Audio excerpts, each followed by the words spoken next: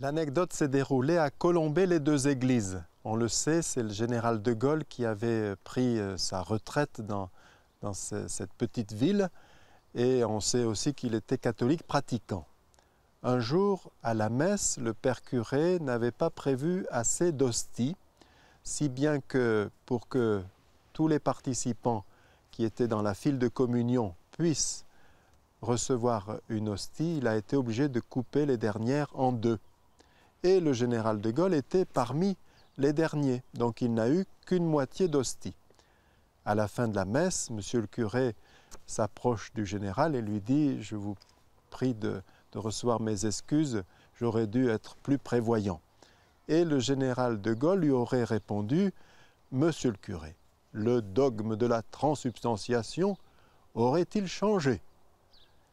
Il voulait dire par là que le Seigneur est autant présent dans une parcelle d'hostie que dans une hostie tout entière. Nous le savons, la présence eucharistique du Christ, le plus grand de ses miracles, est due à la consécration au cours de la messe, du pain qui devient Dieu, des éléments de la création qui deviennent le Créateur.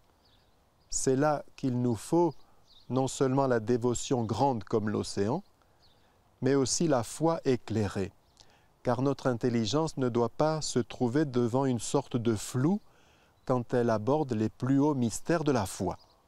Elle doit au contraire être tout illuminée et en plus émerveillée par tout ce qui la dépasse encore. À la consécration du premier élément, le pain est changé au corps du Christ. Est-ce que le pain devient Jésus? Non, le pain devient le corps de Jésus. Ce vrai corps, né de la Vierge Marie, qui a souffert sous Ponce Pilate, a été crucifié, ce corps qui a été mis au tombeau, ce corps qui est ressuscité le troisième jour selon les Écritures, ce corps dans les plaies glorieuses duquel saint Thomas, l'apôtre, a pu avancer la main. Avec le corps du Christ se trouve présent, par mode de substance, toutes ses qualités propres. La taille du corps du Christ est là, invisible, masquée par les dimensions qui restent, du pain qui a été transsubstantié. La peau et les os sont là, masqués par la couleur et la consistance qui restent de l'hostie avant qu'elle ne soit consacrée. Ses yeux et son regard sont là, voilés sous les espèces eucharistiques, et son visage aussi, sans quoi ce ne serait pas son corps à lui, le corps du Christ. Avec le corps du Christ se trouve, par concomitance, son sang pour l'irriguer et le vivifier, sinon ce ne serait que le cadavre du Christ.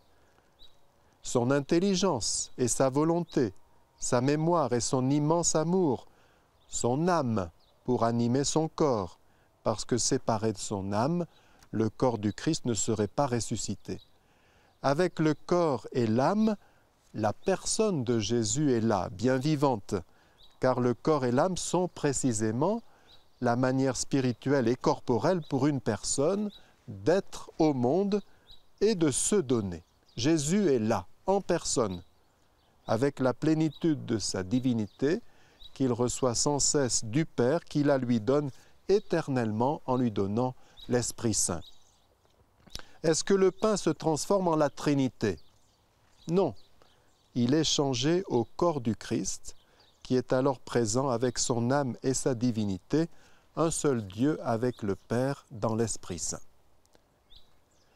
Un prêtre raconte cette anecdote. Il était aumônier d'une maison de retraite et ce jour-là, il donnait la communion aux résidents.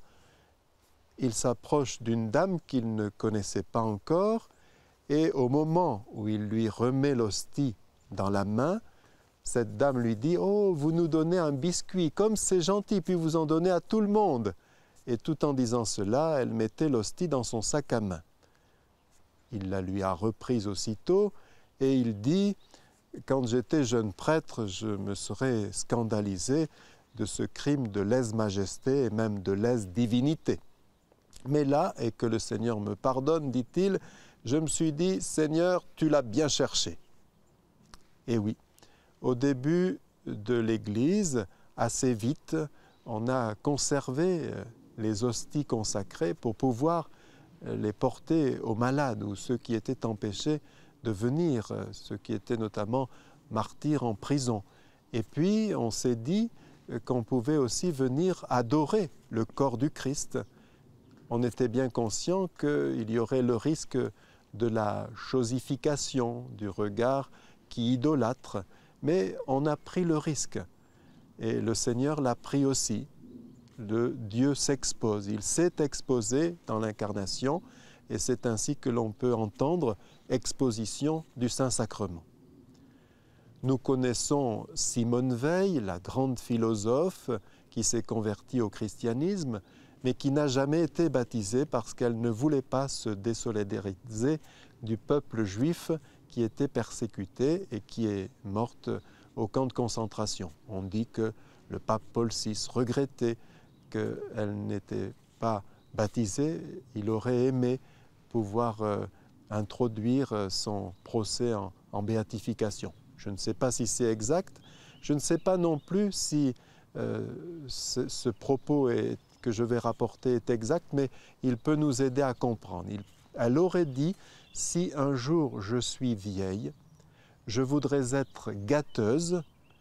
C'est un mot que l'on n'emploie plus. On parle plus poliment de confus cérébraux. Je voudrais être gâteuse, c'est-à-dire ne plus avoir ma conscience, pour ressembler à Jésus hostie. Et oui, Dieu est allé jusque-là, il s'est exposé, il est désormais à la merci de notre vénération ou de notre indifférence, de nos moqueries ou de notre adoration.